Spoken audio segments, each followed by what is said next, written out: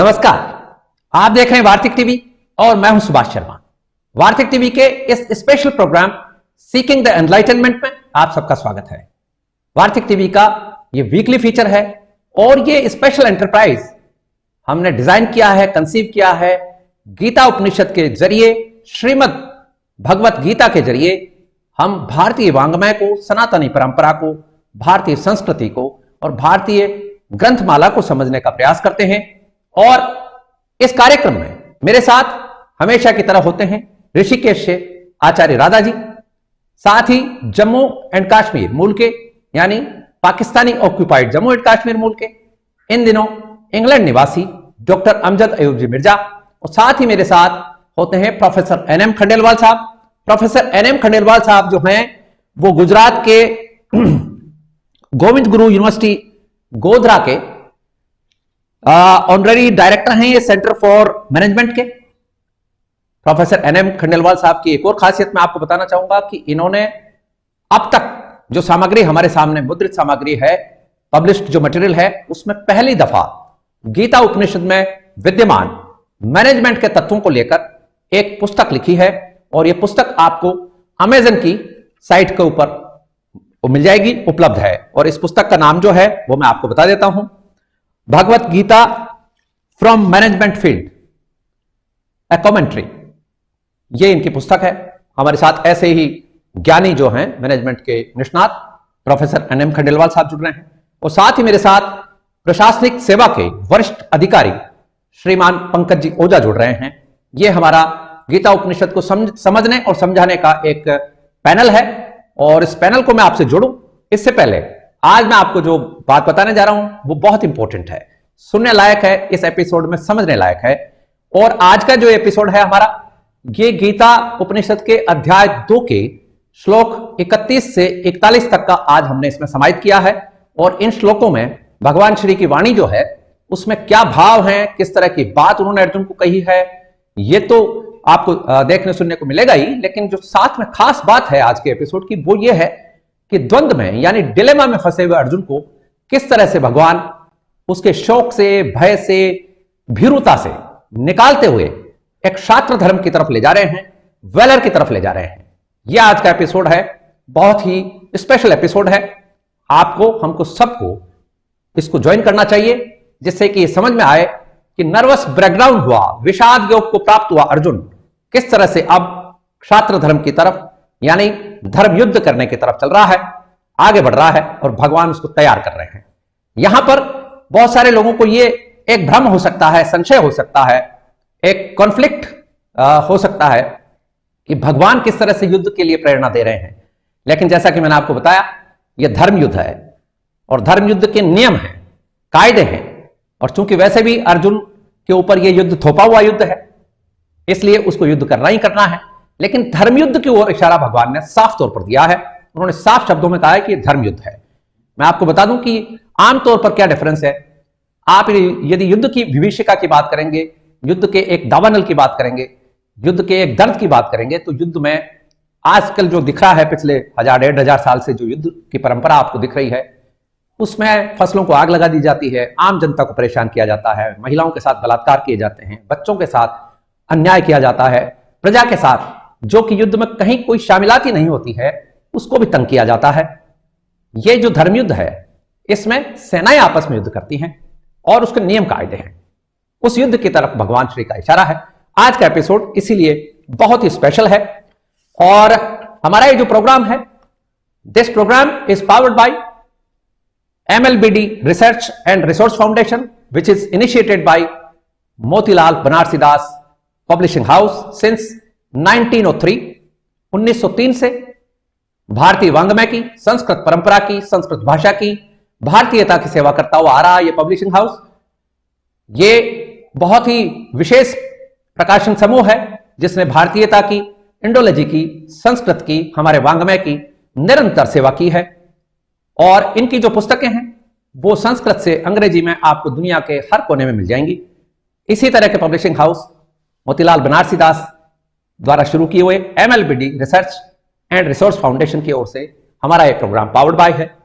और साथ ही आज के इस प्रोग्राम में मैं आपको यह भी बताने जा रहा हूं कि हमारे साथ जो ऋषिकेश से आचार्य राधा जी जुड़ती हैं, उनकी भी एक पुस्तक आने वाली है, प्रकाशनाधीन है, अंडर प्रोसेस है। और आचार्य राधा जी की जो पुस्तक है, ये पुस्तक है Shrimad Bhagavad Gita as studied in Gurukulam. आज इस पुस्तक के बारे में हम उनसे जानेंगे। तो करते हैं आज के प्रोग्राम की शुरुआत।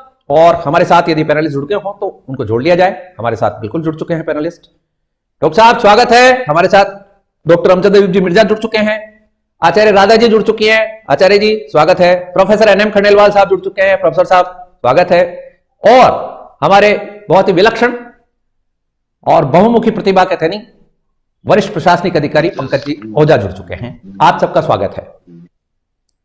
तो प्रोग्राम की शुरुआत मैं आचार्य जी से ही करना चाहूंगा। इससे पहले मुझे यदि कुछ सूचनाएं प्राप्त हुई हैं और उन सूचनाओं के अनुसार हम चाहेंगे कि आज का प्रोग्राम की शुरुआत शांति पाठ से डॉक्टर अमजद अयूब जी मिर्जा करेंगे और यह संस्कृत में पाठ होगा।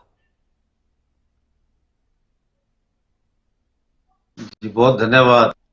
ओम सहाना भवतु सहानौ भुनक्तु सहा वीर्यं कर्वावहै तेजस्विनावधीतमत्सु मा विद्विषावहैः। ओम शांति शांति शांति। जय Shri Ram. Good, very well done. Pronunciation बहुत अच्छा था और बहुत अच्छे से आपने इसको मनन किया है और हमारे व्यूअर्स के सामने पेश किया, प्रस्तुत किया। वाकई तारीफ के काबिल। तो अब मैं चाहूंगा प्रोग्राम की औपचारिक शुरुआत की जाए और आचार्य जी शुरुआत करें। Hariom ji, thank you so much. Mirza साहब, it was very nice, your chanting is very good. Okay, today we are going to talk about from the verse 31 to 41. हम 10 verses लेंगे आज, and we are going to basically talk about here when Arjuna was wanting to know about his duty. He was actually not still, after knowing about Atma and Anatma, he was still not very sure whether he should stand in the war and kill everybody. He thought that he was killing. Now here we should see a lot of things. Number one, we were going to see the meaning of dharma first. What is dharma? Number two, who is a kshatriya? Number three, what is vyavasatmika buddhi? ये 3 points हैं जो आज हम cover करेंगे. So these 3 points we are going to cover. Now let's see the meaning of dharma first. What is the meaning of dharma in colloquial world is religion. But actually in Sanatana Dharma, the word dharma means to know the Sat and to follow Sat. Sat को follow करना. For example, एक ant का धर्म क्या होता है? If there is an ant का धर्म होता है कि उसने जाकर के खाना लेना है, उसको इकट्ठा करना है, तो वो एंट का धर्म हो गया। एक बटरफ्लाई का धर्म होता है कि उसने नेक्टर निकालना है and then she has to take it and give it to the other flower, then how the process is done. Bee का धर्म क्या होता है? उसने निकालना है नेक्टर फ्लावर में से और उसको हनी बनाना है। They are all following their own सत which is called dharma. This is virtues, what we call in English, and dharma is made in Sanatana Dharma for a self-disciplined life. अगर हमारी life में धर्म नहीं है तो our life is not going to be a disciplined life. It is going to always go up and down. Swadharma means following your own dharma. What is your own dharma? Swadharma में अलग अलग धर्म आते हैं, like the आश्रमा धर्मा। आपका कौन सा आश्रम है, आप किस आश्रम में इस समय है, उसका आप धर्म का फॉलो करेंगे। वर्ण धर्मा, आप कौन से वर्ण में है, आप उसका फॉलो करेंगे। स्त्री धर्म आता है, पुरुष धर्म आता है। हर तरह के आपके धर्म की व्याख्या की गई है। The explanation of all the things that should be done in the situation where you are is called dharma as a self-discipline. If you do not do it, then you will be doing somebody else's job, and there you will not be doing it as good as the other one is able to do. For example, अगर एक doctor को बोला जाए कि आप जाकर के भगवत गीता पढ़ाइए, तो वो नहीं कर पाएंगे, because he is made in such a way that he is made to do surgery. If we ask a businessman to go and do a surgery, he will not be able to do a surgery. Why? Because he is made in that way. These are the natural qualities inherent to a human being. Dharma is based on two factors. One is the karma based dharma, which implies to the entire humanity. Brahmins are the people who aim at wisdom and knowledge. Kshatriyas are the people who aim at name and fame. Vaishyas are the people who aim at money. जिनके लिए सब कुछ money है. The only criteria is earning money. 24 hours they want to make money. Shudras are the ones who aim in pleasures. आज जितना पैसा है उसको उड़ा दो, कल की कल देखी जाएगी. We will think about it tomorrow. So let's just involve ourselves in pleasures. That is Shudras. Second is quality based. The inherent qualities that a person has. Brahmins teach and study scriptures or do the karmic rituals like homas, etc. Kshatriyas are the warriors. Vaishyas are traders, and Shudras are who involve in service of others. These are the four categories which are based on the qualities of a person. So as per quality, a person can choose whatever criteria he has. हमारे सनातन धर्म में there is also a provision of a thing called Dvijaha. Dvijaha means that you can be of any quality or you can be of any karma, but you all have a right to study the scriptures and gain moksha. A person who is born in any of the varna, अगर हम उसको देखते कि वैश्य में born हुआ है, or he's a trader or he's a shudra or whatever he is, he can go and study the scriptures, gain the knowledge and follow them. He will be called Dvijaha, twice born. And then his dharma becomes the same as that of a Brahmin. So anybody can do that. This is free. I mean, it is for everybody in the entire cosmos. They can come and become a Dvijaha, open for everybody.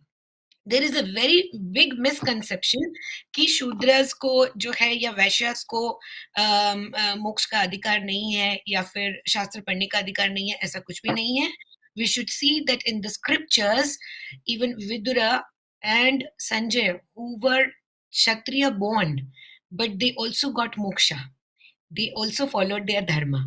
So here what we are talking about is exactly where Lord Krishna says that you are a Kshatriya. You are a Kshatriya. You are made in such a way, you are moduled in such a way that you have to fight.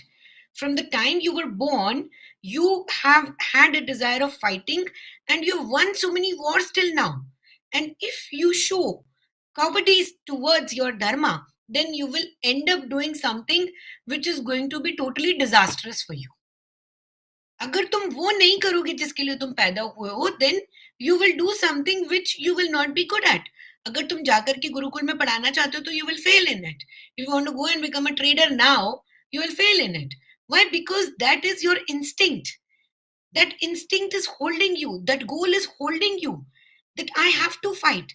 So in any case, you will not be able to do anything else. And instead, if you do not follow your own dharma, then you will gain hell. This is the juice. I think now I'll do in the next round. Sharma ji.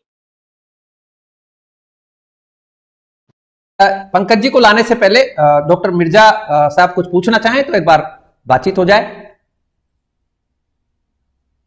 हाँ जी, दो चीजें पूछना चाहता हूं. एक तो ये कि ये जो द्विजिया का कॉन्सेप्ट है, यानी ट्वाइस बॉर्न का कॉन्सेप्ट है, ये कॉन्सेप्ट हमें बाद में नहीं आता कि इब्राहिमिक रिलीजन्स ने यहां से इसको पिक किया है, जैसे क्रिश्चियंस कहते हैं बॉर्न अगेन, यू नो। एक तो मेरा ये क्वेश्चन है, और दूसरा Yes. मैं ये पूछना चाह रहा हूं कि ये जो जैसे एक ब्राह्मण है वो एम करता है विजडम और नॉलेज को, एक क्षत्रिय है वो नेम और फेम को, और and so on and so fourth. तो एक ऐसा भी तो शख्स हो सकता है जो बहुत ही सक्सेसफुल ट्रेडर हो, वॉरियर भी हो, टीचर भी हो, और सर्विस भी करता हो लोगों की, और पैसा भी कमाए, और एट द सेम टाइम उसका बड़ा नाम हो और प्लेजर्स को भी एंजॉय करता हो। ये सारे अगर किसी एक ऐसा हो सकता है, और फिर अगर ऐसा हो सकता है तो उसको क्या? बस ये क्वेश्चन। एक उदाहरण मैं दूंगा, फिर आचार्य जी से इस बारे में समझेंगे। ये जो लास्ट वाली बात आपने कही है, द्विज वाले में तो आचार्य जी और बता देंगे। वो जो बात आपने कही है ट्वाइस बोर्न के बारे में पहले आचार्य जी बता देंगे, लेकिन ये जो आपने बात पूछी कोई ऐसा एग्जाम्पल है क्या? तो रामचंद्र जी जो थे, भगवान रामचंद्र जी, उनके ससुर जो थे राजा जनक, वो एक साइड में ब्राह्मण थे, बहुत बड़े विद्वान थे, दूसरी साइड में वो क्षत्रिय थे यानी राजा थे, तीसरी साइड में वो कृषि का काम करते थे, एग्रीकल्चर का काम करते थे, तो वो वैश्य थे, और आए हुए जो आगंतुक थे उनकी सेवा करते थे, इसलिए शूद्र भी थे। चारों एक ही क्वालिटी, एक ही आदमी में देखने को मिलती है। ऐसे बहुत अनेकों उदाहरण हैं, यहां तक कि भगवान श्री कृष्ण भी, युधिष्ठिर की सभा जब हो रही थी, युधिष्ठिर को जब राज्याभिषेक किया जा रहा था, एक तरह से वो जो यज्ञ की तैयारियां चल रही थी, तो उसमें श्री कृष्ण स्वयं भगवान होकर लोगों के जूते उठा रहे थे, शुद्र कर्म कर रहे थे। ऐसे बहुत एग्जाम्पल हैं, वो तो आगे लंबी लिस्ट है, पर एक बार आचार्य जी बोल लें फिर मैं बताऊंगा और बता दूंगा। ठीक है। No, I personally know a few doctors who are also having businesses and who are also doing seva. So it is what goal is what is your instinct and what goal do you have? क्या आपका गोल जो है वो दूसरों की सेवा करना है या बिजनेस करना है? Is your goal to make money or is your goal to do service to people? I mean, by doing business also, you can serve others. By doing seva also, you can do businesses. There are so many NGOs who do businesses under the name of seva. तो आपका goal क्या है? That is very important. Here we're talking about the goal, and this is for the entire humanity, where there is a confusion. Suppose there is somebody from Europe and he says that I don't know where I stand. मैं तो European हूँ, तो मेरा क्या धर्म है? What is my dharma? Or if somebody is there from some other country, he can come and say. So we tell you that this is your dharma according to your karma. Karma based dharma है. And Dvijaha means twice born, that anybody on this earth who wants to take up the study of scriptures, follow scriptural dharma which is prescribed in the scriptures, and then aim at moksha. अगर उसका aim ये है, तो he can always come and take a diksha, whatever religion he is from, whatever background he is from, whatever profession he is from, he can come, study the scriptures and follow the rituals, and he can always become a Brahmin. यहां एक doctor साहब मैं एक और बात भी बताना चाहूंगा, जो हमारे व्यूअर्स के लिए बहुत इजी हो जाएगा समझना, कि ये जो यहां वर्ण धर्म की बात चल रही है, या एक ड्यूटी बाउंड अपना धर्म निभाने की बात चल रही है, जिसको सत कह रही हैं साध्वी जी, आचार्य जी, जिसको सत कह रही हैं, वो सत का मतलब यह है कि अपने ट्रू पाथ के ऊपर ट्रूली अपना बिजनेस, और अपना जो भी, जिसको बिजनेस कहते हैं अंग्रेजी में, वही बात यहां व्यापार के लिए, वाणिज्य के लिए, हमारे जो डेली कर्म है, डेली की जो रूटीन है, उसको भी बिजनेस ही कहा जाता है। तो यहां एक किस्सा मैं आपको जरूर सुनाना चाहूंगा व्यूअर्स को, कि ये श्री रामचंद्र जी भगवान के टाइम का किस्सा है ये, और ये उत्तर रामचरित में आता है। ये रामचंद्र जी के जीवन को लेकर जो बातें हैं उसमें आती है। तो रामचंद्र जी दरबार लगाए हुए हैं और दरबार उठने का समय हो गया है, और लक्ष्मण जो थे वो दरबार के बाहर लिएजों की तरह से, और या ड्यूटी ऑफिसर की तरह से लगे हुए रहते थे, और आने जाने वाले जो लोग थे उनके बारे में पूछते थे कि भाई आपकी क्या तकलीफ है, जिसको यदि राजा के पास ले जाना होता था तो लक्ष्मण लेकर जाते थे। तो इसी दरमियान जब राज्यसभा उठने वाली थी तो एक कुत्ता वहां पर आया और उसने लक्ष्मण को कहा कि मुझे न्याय चाहिए और मैं राजा से मिलना चाहता हूं। तो लक्ष्मण जी ने कहा कि भाई ये राज्यसभा के नियम जो हैं, उसके रूल्स जो हैं, उसके बियॉन्ड जा रही है बात, क्योंकि तुम श्वान की योनि में हो और तुम अंदर नहीं जा सकते, इसलिए तुम मुझे बता दो क्या बात है और मैं राजा तक पहुंचा दूंगा। तो कुत्ता अड़ गया, उसने कहा कि नहीं, मैं तो राजा से मिले बिना जाऊंगा नहीं और मेरे को न्याय चाहिए। तो लक्ष्मण जी ने आके रामचंद्र जी को कहा कि राजन ये बात आ रही है। तो उन्होंने कहा कि चलो नियम भी भंग नहीं होगा, मैं चलता हूं। और वो राज्यसभा से बाहर आकर, दरबार से बाहर आकर कुत्ते से मिल रहे हैं रामचंद्र जी राजा के रूप में। उन्होंने कुत्ते से पूछा कि भाई आपकी क्या तकलीफ है, बताइए। कि साहब मेरे को फला गांव में एक ब्राह्मण रहता है, उसने बिना कोई बात के पीटा है और बुरी तरह पीटा है, डंडे से पीटा। तो लक्ष्मण से कहा गया कि भाई उस ब्राह्मण का पता करो और उसको बुलाओ राज्यसभा में और हम इसके फैसला करेंगे इसका। कुत्ते को कहा भाई कल तुम इसी टाइम आ जाना, हम तुम्हारा ये फैसला कर देंगे। अब दूसरे दिन वो कुत्ता और ब्राह्मण दोनों रामचंद्र जी के सामने हैं और कुत्ते से जब रामचंद्र जी ने पूछा कि भाई यही ब्राह्मण है, क्या साहब यही ब्राह्मण है, इसी ने पीटा मुझे। ब्राह्मण से पूछा कि भाई तुमने इसको पीटा? बोला हाँ साहब मैंने पीटा। क्यों पीटा? बोले साहब मुझे इस बात का डर था कि ये मुझे काट खाएगा, इस बात से डर के मैंने इसको पीटा। तो कुत्ते ने कहा साहब देख लो आप, मैंने कुछ नहीं कहा इस ब्राह्मण को, लेकिन इसने मेरे को बहुत बुरी तरह से पीटा। तो रामचंद्र जी ने कहा कि भाई इसका न्याय भी अब तुम ही कर दो, तुम बताओ इस ब्राह्मण को क्या सजा दी जाए, तुम जो कहोगे वो सजा मिलेगी इसको। तो कुत्ते ने कहा कि साहब इस ब्राह्मण को जो है आप उस मठ का जो है मठाधीश बना दो। एक मठ का नाम लिया उसने, बड़ी एक गद्दी थी, उसका मठ का इसको इंचार्ज बना दो। रामचंद्र जी ने कहा कि तुम सजा दे रहे हो या इसको रिवॉर्ड दे रहे हो, ये तो रिवॉर्ड हो गया। तो कुत्ते ने कहा कि साहब ऐसा है कि उस मठ का पहले मठाधीश मैं था और मैंने जो कुकर्म किए हैं ना उस मठ में रहकर, वो इसको भी करने पड़ेंगे।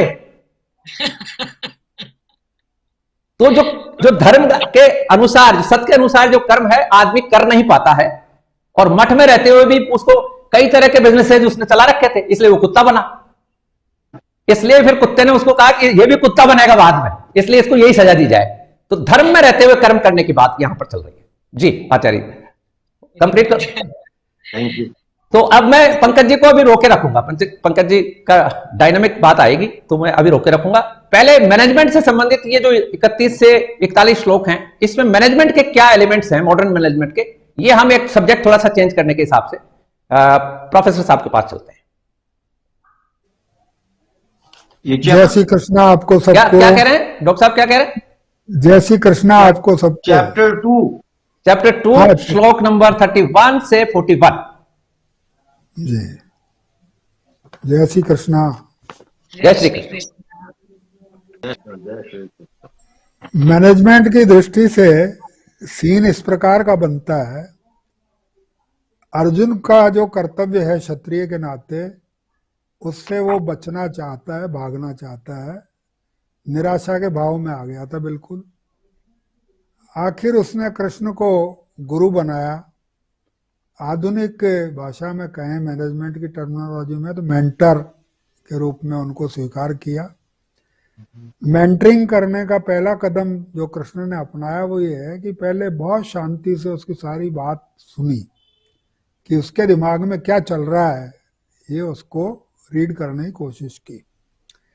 इसके पश्चात उसके जो मुख्य जो प्रश्न थे, जो समस्याएं थी, अवसाद की स्थिति थी, कर्म करने से भयभीत था उसे ये लग रहा था कि बड़ा पाप हो जाएगा युद्ध करने से, बहुत से अपने लोगों को मुझे मारना पड़ेगा, इसका पाप मुझे लगेगा और मेरा वंश जो है वो भी खराब हो जाएगा। इसी प्रकार से उसको पाप का भय था और दूसरा अपने लोगों के मारे जाने की आशंका से शोक भी हो रहा था उसको कि इतने लोग मारे जाएंगे, मेरे अपने ही भाई बंधु मरेंगे, सगे संबंधी मरेंगे, इसका उसको शोक भी बहुत ज्यादा था। तो कृष्ण ने उसको इन चीजों के ऊपर स्पष्ट किया। पहली बात तो कि ये धर्म युद्ध का अवसर है, इसमें किसी प्रकार का कोई पाप नहीं है। तो श्लोक 31 और 32 में उन्होंने स्पष्ट कर दिया कि धर्म युद्ध करने का अवसर कभी कभी मिलता है एक क्षत्रिय को, हमेशा नहीं मिलता। तो ये एक दुर्लभ अवसर जो रेयर अपॉर्चुनिटी है वो तेरे सामने आई है। स्वर्ग का द्वार भी खुला हुआ है, यदि तेरी मृत्यु हो जाएगी तो तू स्वर्ग को प्राप्त करेगा, और यदि तू विजय करेगा तो विजेता बनके पृथ्वी पर राज्य करेगा। कृष्ण ने उसको दोनों बातें जो है बतला दी। शोक किसका करता है ये भी समझा दिया। शोक मरने वाले शरीर का जो करता है, तो शरीर को तो कोई बचा नहीं सकता, उसने जन्म लिया है तो उसका मरना अवश्यंभावी है, ये उसको समझा दिया। ये तेरे नियंत्रण की बात नहीं है कि जिसकी तू चिंता कर रहा है, ये होना अवश्यंभावी है, it is bound to happen, उसको क्लियर कर दिया। और जो तेरे कंट्रोल के बाहर है उसके बारे में तेरा चिंता करना व्यर्थ है। इसका न तो भय करना है तुझे, न शोक करना है। इसी प्रकार उसको जो प्रकट है, आज प्रकट है वो पहले प्रकट था, आज जो प्रकट है वो कल फिर है प्रकट हो जाएगा। जैसे सोने के जेवर बनते हैं, जेवर बनता है, जेवर को फिर गला दिया जाता है, फिर वापस वो सोना हो जाता है। पहले भी जेवर नहीं था, अप्रकट था, बाद में भी जेवर जो है वो अप्रकट हो जाएगा, लेकिन सत्य जो है वो सोना गोल्ड वो तो रहेगा, वो मतलब इसमें नष्ट नहीं होता है। तो प्रकट और अप्रकट का एक क्रम है, इसके लिए कोई शोक करने का कोई कारण तेरे नहीं है, ये उन्होंने स्पष्ट कर दिया। और धर्म युद्ध जो है वो एकमात्र तेरे कल्याण का मार्ग है क्षत्रिय के रूप में, ये उन्होंने स्पष्ट किया। अब प्रबंध की दृष्टि से हम विचार करें तो यहाँ जो मेंटर है ये समझाना चाहता है अपने मतलब चेले को या सबॉर्डिनेट को कि देखो ऐसा है, काम क्यों करना चाहिए और काम क्यों नहीं करना चाहिए, करने के क्या परिणाम है, नहीं करने के क्या परिणाम है, इन दोनों बातों को तुम अच्छी तरह से समझ लो। मतलब इंग्लिश में हम कहते हैं to analyze pros and cons of an issue. तो यहाँ कृष्ण जो है श्लोक नंबर 33, 34, 35, 36 इसको मैं साथ में ले रहा हूँ। युद्ध न करने के जो बुरे परिणाम होंगे उनको समझ लो। तुम्हें कर्तव्य भंग का पाप लगेगा, you will be held responsible for breach of duty, misconduct होगा तुम्हारा ये। तो मैनेजमेंट में कोड ऑफ कंडक्ट होता है, हर संस्था में होता है, एम्प्लॉयज पे लागू होता है, और मैनेजर हर एम्प्लॉय को यही समझाता है कि ड्यूटी अगर नहीं करोगे तो उसका क्या परिणाम हो सकता है, आपके विरुद्ध इंक्वायरी ऑर्डर हो सकती है, डिसिप्लिनरी एक्शन हो सकता है, आपका सस्पेंशन हो सकता है, आपका टर्मिनेशन हो सकता है, ये सब कुछ हो सकता है, आप पे पेनल्टी भी हो सकती है, और आपकी बदनामी होगी जो अलग। पूरी संस्था में एक अच्छे कर्मचारी के बजाय आपको नालायक और कामचोर और काम से मुंह चुराने वाला ऐसा कह करके सब लोग जो है संस्था में तुम्हारी निंदा जो करेंगे। यही सीन जो है कृष्ण ने क्रिएट किया अर्जुन के सामने। उसको ये कहा कि युद्ध नहीं करेगा, तू मान लो, तू तेरा क्षत्रिय का कर्तव्य नहीं निभाएगा तो कर्तव्य भंग का पाप तेरे को लगेगा। तेरी कीर्ति जो अब तक तू कौंते कहा जाता है, अब तक भारत कहा जाता है, अब तक तू जो है वो अनेक महान नामों से तेरे को जो पुकारा जाता है। अब यही लोग तेरे को भगोड़ा और वो मतलब कायर कह के पुकारेंगे, ये तू समझ ले। अन्य वीरों के द्वारा तेरी निंदा होगी, तेरी कीर्ति का नाश होगा, और यदि तो अपने आप को एक इज्जतदार आदमी समझता है तो इज्जतदार आदमी की निंदा जब करते हैं अपने बराबर वाले, तो निश्चित रूप से वो उसके सामने मृत्यु की सी स्थिति होती है। जितना दुख मृत्यु का होता है उतना ही दुख जो है वो एक इज्जतदार व्यक्ति की निंदा होने का होता है। उसको कृष्ण ने ये स्पष्ट किया। श्लोक 37 में अगर हम बात करें, ये युद्ध करने का लाभ क्या होगा, ये कृष्ण बताते हैं कि युद्ध क्यों करना चाहिए। यदि तू मर भी जाएगा तो तुझे स्वर्ग की प्राप्ति होगी। ये एक ऐसा असम्पशन है हमारे शास्त्रों का जिसके आधार पर भारतीय सेना ने पूरे विश्व में अपने आप को बड़ा शक्तिशाली सिद्ध किया है। क्योंकि यहाँ का सैनिक जो है वो ये मानता है कि अगर मैं युद्ध करूंगा और मर गया तो मोक्ष की, वो मतलब स्वर्ग की मुझे प्राप्ति होगी, और अगर मैं विजय अभी जय होगी मेरी, तो जय होगी तो जीतने पे पृथ्वी का राज्य करने का मुझे अवसर प्राप्त होगा। ये कह के कृष्ण उसको डायरेक्शन देते हैं कि तू युद्ध कर। या युद्ध शब्द के बजाय तो मैनेजमेंट में हम कहते हैं you do your duty, you do your duty. यहाँ धर्म का मतलब रिलीजन से ले लेते हैं कई बार लोग, अच्छे अच्छे लेखक भी ले लेते हैं, लेकिन वास्तव में मैनेजमेंट के हिसाब से अगर मैं बात करूं तो यह रिलीजन का मतलब ड्यूटी से है। केवल जो जिसका कर्तव्य है वो उसको निभाना चाहिए। ब्राह्मण है तो ब्राह्मण का कर्तव्य करे, बनिया है तो बनिए का करे, और क्षत्रिय है तो क्षत्रिय का करे। क्षत्रिय का मुख्य कर्तव्य है कि समाज में जो कमियां हैं, जो डिफेक्ट्स हैं, उनको उसको दूर करना है। मतलब जो चोर उच्चक्के हैं, नालायक लोग हैं, समाज के कंटक हैं, उनको नियंत्रण में रखना, उनको सजा देना, न्याय व्यवस्था करना और देश की सीमाओं की रक्षा करना।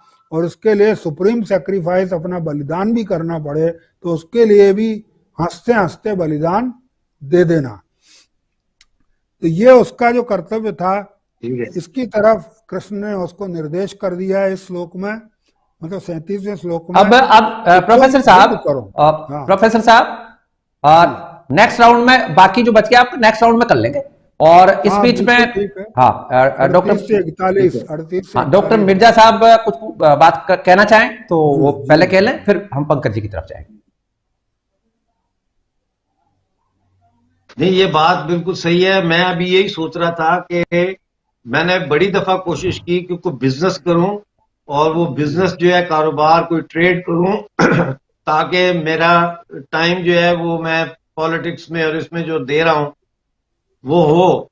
लेकिन मैंने जब भी जिंदगी में बिजनेस किया हमेशा फेल हुआ बुरी तरह से। तो उसका मतलब ये है कि मेरे लिए ये बिजनेस वाली लाइन कर्तव्य में नहीं लिखी हुई मेरे उसमें। डेस्टिनी आपकी वो नहीं है, डेस्टिनी नहीं है आपकी, ये क्लियर है, वो नहीं है। मतलब लेकिन जब मैं यू आर नॉट तकरीर मेड करता फॉर हूँ बिजनेस, या कोई बात होता है या कुछ मैं लिखता हूँ, वो पूरा एकदम वो लोग उसको पसंद करते हैं, उसको मतलब चर्चा होती है उसकी, उसको पब्लिश करते हैं। तो वो मेरा वही काम है, मैं अब वही कर रहा हूँ। गुड जी हाँ, बस ये था।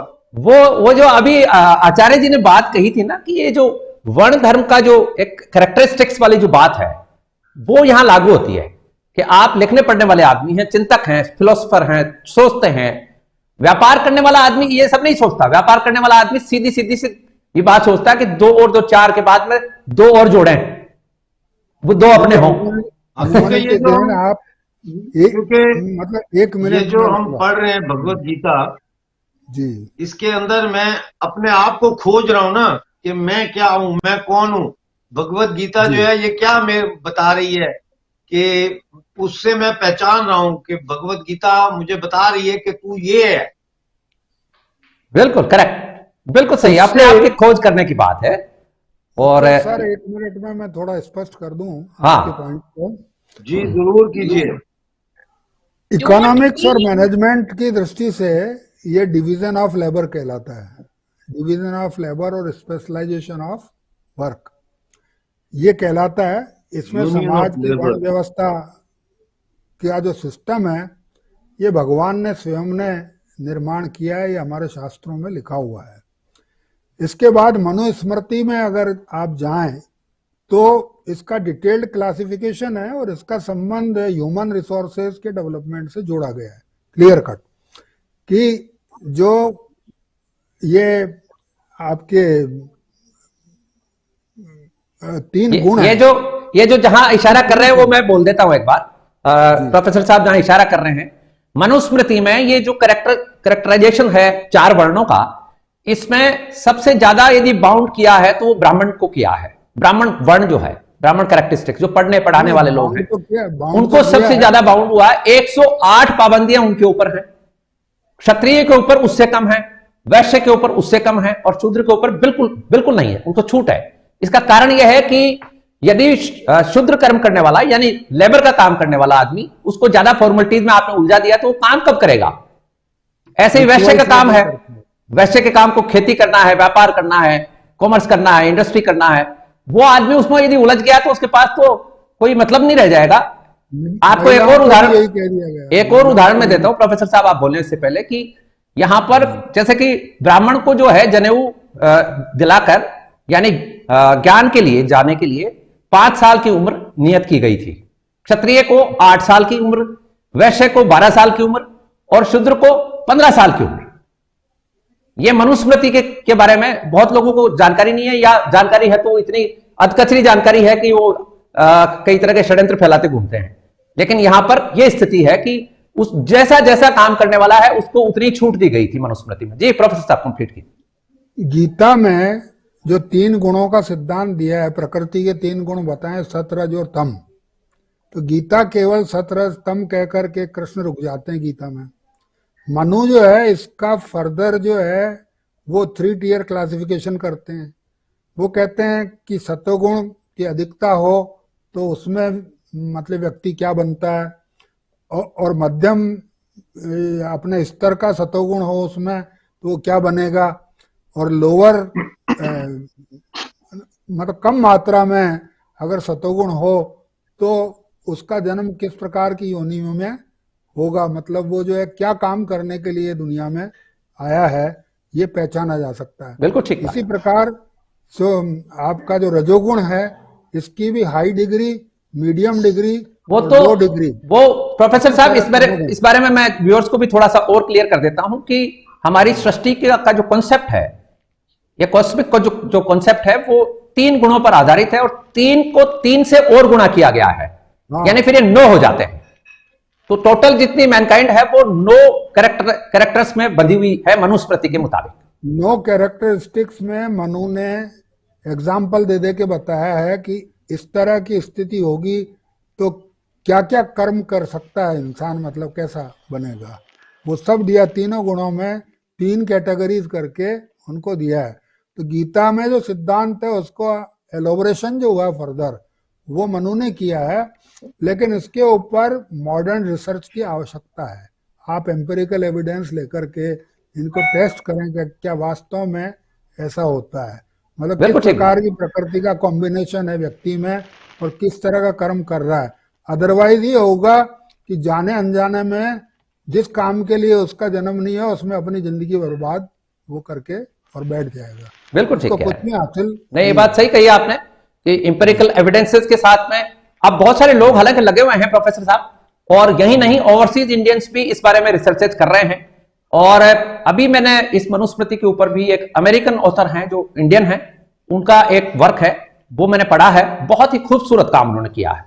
तो वो कभी और आगे चर्चाएं चलेंगी, तो अभी मनुस्मृति के बारे में उतनी डिटेल चर्चा नहीं करना चाह रहे थे, तो कभी मनुस्मृति के बारे में चर्चा रखेंगे तो उसके बारे में बिल्कुल ये बातें सामने आएंगी। और हम नहीं चाहते कि कोई ऐसी बात कहें कि किसी को हम उलाना दें, लेकिन यह है कि जो फैक्चुअल पोजीशन है वो सामने रखी जानी चाहिए। जी पंकज जी, आज कुछ नई बातें सामने आई हैं। धर्म में युद्ध क्या है, शास्त्र धर्म क्या है, इस पर थोड़ा सा मैं अपना पक्ष रखूंगा कि गीता के दूसरे अध्याय के 31वें श्लोक में बात आती है कि कृष्ण अर्जुन को कहते हैं कि अपने शास्त्र धर्म को देखकर भी तुम्हें विकम्पित यानी कि अपने कर्तव्य पथ से विचलित नहीं होना चाहिए। जो तुम्हारी ड्यूटी है उससे तुम्हें हिलना नहीं है, पाबंद रहें आप अपनी ड्यूटी के, क्योंकि धर्म में युद्ध से बढ़कर क्षत्रिय के लिए कोई दूसरा कल्याणकारक कर्म नहीं है।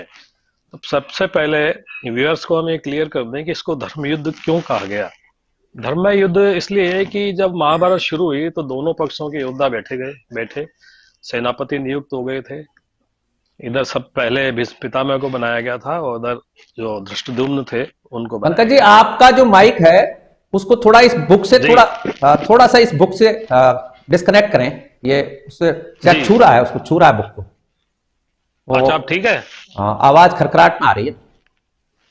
माइक को थोड़ा तो सा मैं दूर कर इसको लें। ठीक करता हूँ। हाँ, माइक को हाँ, थोड़ा दूर कर लें। बिल्कुल ठीक। अब ठीक है। देखते हैं, बोलिए। जी।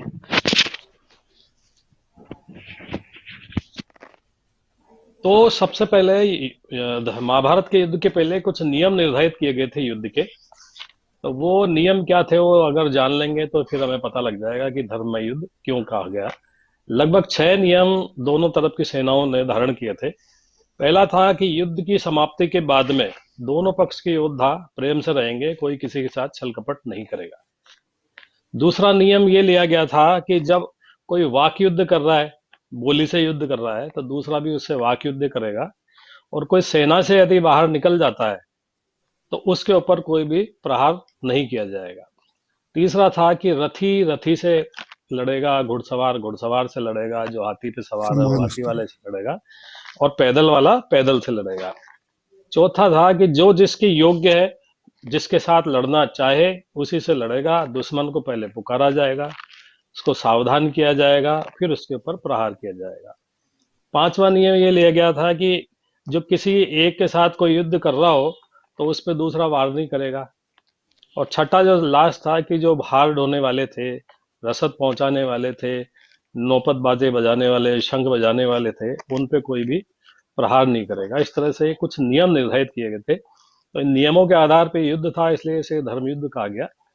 आज भी आधुनिक युग में जब युद्ध होते हैं तो हेग कन्वेंशन जो है उसके अनुसार सेनाएं युद्ध करती है विभिन्न देशों की। हालांकि कई बार एक देश दूसरे देश पे लड़ाई करते हुए कुछ ले भी लेता है लिबर्टी अब भी, लेकिन ये स्थापित नियम होते हैं कि घायलों पे हमले नहीं किए जाएंगे, उनकी सेवा पंकज की जी, जाएगी। जी। पंकज जी, जेनेवा कन्वेंशन भी वही है जो महाभारत के हाँ नियम हाँ है। हाँ, जैन वही हाँ, वही। जेनेवा कन्वेंशन है कन्वेंशन। तो घायलों हम्म, की सेवा की जाएगी, कैदियों के साथ अच्छा सलूक किया जाएगा। किसी स्थान को यदि ओपन घोषित कर दिया गया तो उस पर बमबारी नहीं की जाएगी, अटैक नहीं किया जाएगा, ऐसे स्थानों पे आक्रमण नहीं किया जाएगा, आम जनता पे प्रहार नहीं करेंगे, जहरीली गैसों का प्रयोग नहीं किया जाएगा। तो ये धर्मशास्त्र में लिखा गया था और उसके अनुसार ये धारण किया गया और फिर युद्ध किया गया, इसलिए इसको धर्म में युद्ध का नाम कृष्ण दे रहे हैं कि जो नियम निर्धारित हैं उनके अनुसार युद्ध होगा। दूसरी बात आई थी वर्णाश्रम प्रणाली की। तो सनातन धर्म जो है हमारा, उसकी विश्व को एक देन है। ये जो डिग्निटी ऑफ लेबर की बात अभी खंडेलवाल साहब ने कही, वर्णाश्रम धर्म के साथ जिसमें 4 तरह से बांट दिया गया, ब्राह्मण, क्षत्रिय, वैश्य और शूद्र। तो देखा जाए तो एक पूरा साइंटिफिक सिस्टम है ये। इसका एकमात्र उद्देश्य था कि श्रम का विशिष्टीकरण, यानी स्पेशलाइजेशन ऑफ लेबर। जो जैसा काम कर सकता है उसको वैसा ही काम दिया जाए। पहले ये जन्म आधारित नहीं थी, जो कर्म आधारित थी, जो जैसा काम करता था उसको वैसा वर्ण स्वभाव दे दिया आधारित। जाता था। तो ये इस तरह की बात थी। और सहज कर्मों के द्वारा आदमी अपने जीवन के परम लक्ष्य को प्राप्त कर ले, इसके लिए ये वर्णाश्रम प्रणाली बनाई गई थी। इसमें कोई पक्षपात या भेदभाव नहीं था। और वर्णाश्रम प्रणाली विवेक के आधार पर थी, ज्ञान के आधार पर थी, न कि ये फेवरिज्म को बढ़ाने वाली थी। लेकिन बाद में अल्प समझ के कारण इसको खराब स्थिति में आज ये पहुंच गई। तो ये बात यहाँ पे कृष्ण कहते हैं। और साथ में अब वो अगले श्लोक में कहते हैं कि जो ये युद्ध है ये धर्म में युद्ध है और ये खुला हुआ स्वर्ग का दरवाजा भी है। और हे प्रथानंदन, वे क्षत्रिय बड़े भाग्यशाली हैं जिनको ऐसा युद्ध करने का मौका मिलता है। यहाँ पे कृष्ण ये कहते हैं कि हर आदमी जिसको अपनी ड्यूटी दी गई है, किसी को परिवार पालने की दी गई है, किसी को राजा के यहाँ नौकरी मिली है, किसी को कोई और ड्यूटी मिली हुई है, तो प्रत्येक व्यक्ति को अपने कर्म को अच्छे से करना चाहिए। जैसे महिलाएं हैं घर में, गृहिणियां हैं, तो उनकी ड्यूटी है कि अपने परिवार का पालन अच्छे से करें। अगर वो खाना बना रही हैं तो बहुत श्रेष्ठ तरीके से बनाएं। छोटे छोटे बच्चे हैं, बुजुर्ग है परिवार में, तो उनका पोषण अच्छी तरह से हो, मेल न्यूट्रिशन नहीं हो जाए, अच्छे से वो उनका पुष्टि हो, अच्छा शरीर उनका स्वस्थ रहे। जो बुजुर्ग हैं उनका उनकी अवस्था के अनुसार भोजन बनाए, श्रेष्ठ कर्म करें, अच्छे से अपनी ड्यूटी को परफॉर्म करें। ये बात यहाँ पे कह रहे हैं। इसका एक छोटा सा उदाहरण मैं देना चाहूंगा कि अगर हम अपने कर्मों को सही ढंग से नहीं करते हैं, अपनी ड्यूटी को सही ढंग से अंजाम नहीं देते हैं, एक बार एक गंगा नदी में एक नाव डगमगाने लगी। नाव में लगभग 50-60 व्यक्ति थे। मल्लाह ने, जो नाविक था, उसने नाव को कंट्रोल करने के बजाय खुद पानी में कूद गया अपनी जान बचाने के लिए। सारे यात्री घबरा गए। घबराने के बाद में फिर क्या हुआ अल्टीमेटली, कि वो नाव असंतुलित होकर के डगमगा करके और वो डूब गई, और उसमें जो 50-60 लोग थे वो सारे लोग भी मर गए। अब मरने के बाद में क्या हुआ कि तामस व्यक्ति जो कूद गया था मल्लाह, वो मर के घोर नरक में गया। उसका हिसाब हुआ, जैसे कयामत के दिन सभी के हिसाब होते हैं ऊपर। उसको घोर नरक में डाला गया। परमात्मा ने उसे कहा कि तेरी नहीं वजह से 50-60 लोगों ने अपनी जान गंवाई। एक मिनट में यहां पंकज जी आपको रोकूंगा। यहां आपने जो कंपैरिजन किया है वो कयामत अभी आई नहीं है। हर आदमी के एक न एक दिन आने ना ना वाली ना है। ना ना ना ना, जहां आप इस शब्द को इस्तेमाल में ला रहे हो वो अभी तक आई नहीं है, आएगी। तो नहीं है, लेकिन आएगी। यहां नहीं, यहां एक डिफरेंस तरफ है। रहेंगे हमारे तो प्रिंसिपली डिफरेंट चीज है कि हमारे यहां तो एक आदमी मरा तो वो मर गया और उसका हिसाब होगा, लेकिन वहां भी हिसाब होना मैं बाकी उसे है। मैं वही बात कर रहा हूँ। मेरा वही संदर्भ था। अब ऐसे क्या है कि नियत कर्म का उसने त्याग कर दिया। उसका काम था कि वो नाव को सही करता, किनारे लगाता, उनकी जान बचाता। अब उसने नियत कर्म का त्याग किया तो उसको घोर नरक मिला, क्योंकि परमात्मा ने उसे ये कहा कि तुम्हारी जो ड्यूटी थी तुमने अंजाम दिया नहीं, तुम्हारी वजह से 50-60 लोग मर गए।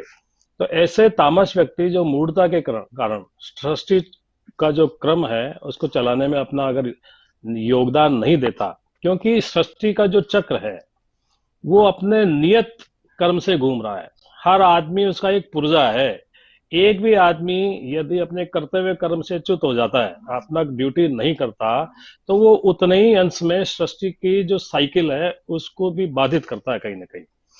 तो यदि हम अपने नियत कर्म को नहीं करेंगे, दूसरे भी हमारी देखा देखी यही करेंगे। आगे कृष्ण अर्जुन को ये कहते भी हैं कि मैं पावरफुल हूँ, सब कुछ कर सकता हूँ, लेकिन अगर मैं अर्जुन में अगर काम नहीं करूं तो बड़ी सृष्टि पृथ्वी पे अफरा तफरी मच जाएगी। एक दिन अगर सूर्य नहीं निकले तो बड़ा दिक्कत हो जाएगी, बारिश नहीं हो तो पता नहीं क्या हो जाएगा। सब सामर्थ्यवान होते हुए भी मैं सृष्टि के सारे कर्मों को करता हूँ। तो ये अर्जुन को इस तरह से कहने लगे हैं कि आप अपने को जो मौका मिला है, क्षत्रिय का कर्म है कि आप रक्षा करें अपने राज्य की, देश की। अधर्म जो हो रहा है, अनाचार जो हो रहा है, उससे जनता को बचाएं, दुष्टों का संहार करें। नहीं तो क्राइम बहुत बढ़ा हुआ था उस समय, इसलिए वो कह रहे हैं कि इनको नष्ट करो, कोई तरीका है नहीं, युद्ध करो। फिर आगे क्योंकि इसी की बात करें, अब अगले श्लोक में वो कहेंगे कि अगर तू ये धर्म में युद्ध नहीं करेगा तो तू धर्म और अपकीर्ति, धर्म को त्याग के अपकीर्ति का भागी होगा, यानी बदनामी होगी। त्याग, इसको त्याग देगा तो तू पाप को प्राप्त होगा। सब प्राणी तेरी सदा रहने वाली जो बदनामी है वो करेंगे और निंदा करेंगे। और ये जो बदनामी है ये मनुष्य के लिए मृत्यु से भी बढ़कर दुखदाई है। महारथी लोग तुझे भय के कारण युद्ध से हटावा मानेंगे, जिनकी धारणा में, यानी जो लोग मान चुके हैं कि भाई ये तो दुनिया का सबसे बड़ा महारथी है और इससे बड़ा धनुर्धर नहीं है, इससे बड़ा तीरंदाज नहीं है, वो भी ये कहेंगे कि ये तो बहुत छोटा सा आदमी है, जब युद्ध सामने आया तो भाग लिया। इसे बहुत सारे जो नहीं कहने वाले जो वचन है वो भी कहेंगे। इसका एक वर्तमान में उदाहरण देना चाहूंगा, प्रथम युद्ध के समय का। एक हाइफा का युद्ध हुआ था इजराइल में। हम ब्रिटिशर्स के गुलाम थे उस समय, और नागौर के पास के मेजर दलपत सिंह जी थे। उनको ब्रिटिश सेना ने आदेश दिया कि आप जो सामने शत्रु सेना उस पर आक्रमण करिए। हाइफा की पहाड़ियों पे जो दूसरी दुश्मन सेना थी वो थी, उनके पास तोपें भी थी, उनके पास बंदूकें भी थी, और जो दलपत सिंह जी की सेना थी वो केवल घुड़सवारी सेना थी और पैदल सवार सेना थी। उनके पास केवल तलवारें और भाले थे।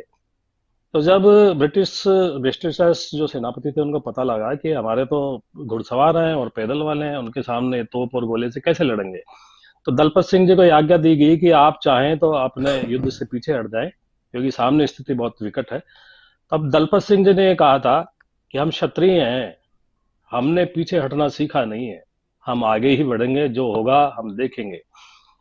और इतिहास गवाह इस बात का कि जो हमारी घुड़सवार सेना थी जिसके हाथ में तलवार और भाले थे, तोप के गोले चलते रहे, धनाधन गोलियां चलती रही, हमारी सेना आगे बढ़ती रही और दलपत सिंह जी ने वो युद्ध जीता। आज भी इजराइल की राजधानी में स्क्वायर पर बीचों बीच उनकी घोड़े पर सवार मूर्ति है। हमारे माननीय प्रधानमंत्री जी वहां गए थे तो उनको माला भी पहना के आए थे। तो ये इस श्लोक का सटीक उदाहरण है कि जो धर्म में ये युद्ध है उससे तुझे नहीं हटना चाहिए।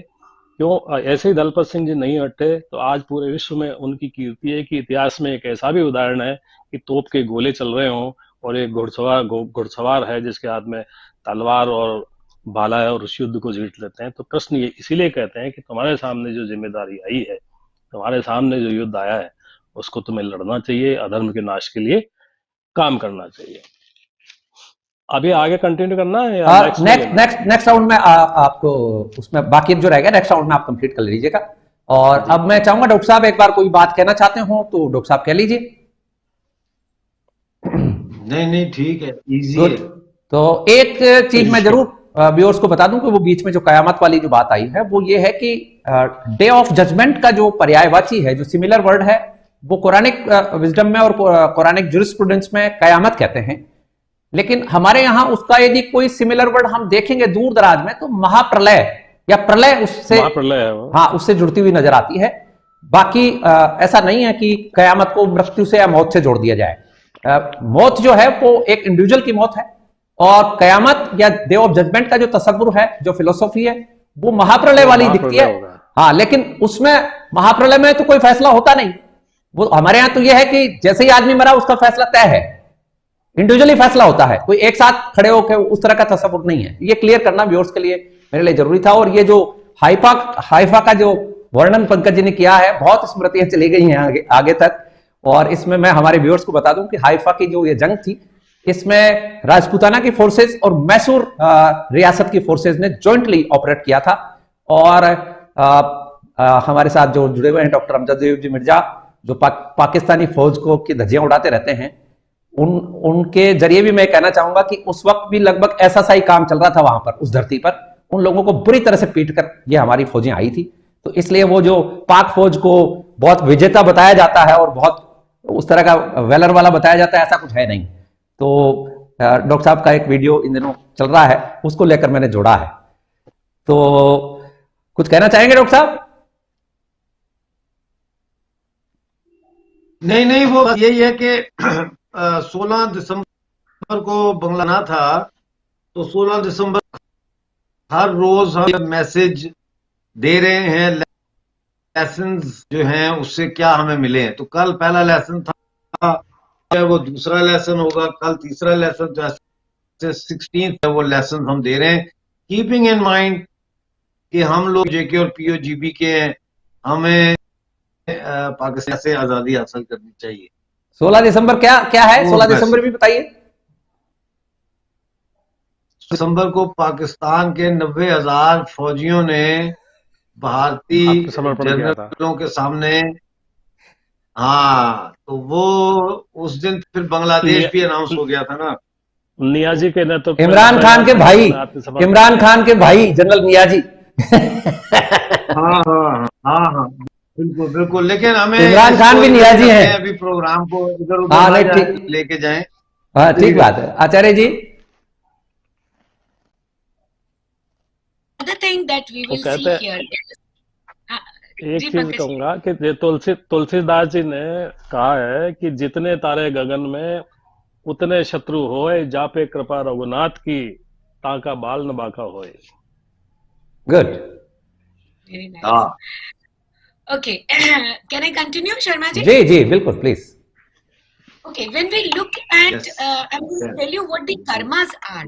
Now, Lord Krishna here tells Arjuna that if you do not follow the karma that you are supposed to do, then you will definitely do something which you are not supposed to do. Right? We'll see that. These are the different type of karmas that are prescribed in the Shastram and the Vedas. First is the Nitya karmas, the regular karmas, like bath, Swadhyayana means the study or worship, upasana, which is called the regular karmas. Second is the Naimittika karmas or the occasional karmas. fasting, festivals. These are the occasional karmas. There are sakama karmas which are done with particular desires. For example, Uttarakameshti Yagya. Uttarakameshti Yagya means a type of homa, a type of ritual, fire ritual, आचार्य जी को full screen पे लाया जाए. which is done to obtain a child. It is usually for a male child.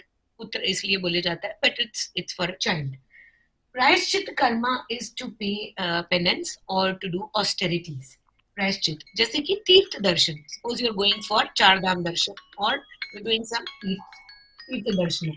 Nishkama karma is karmas that are done without desires. Nishiddha karmas are the prohibited karmas.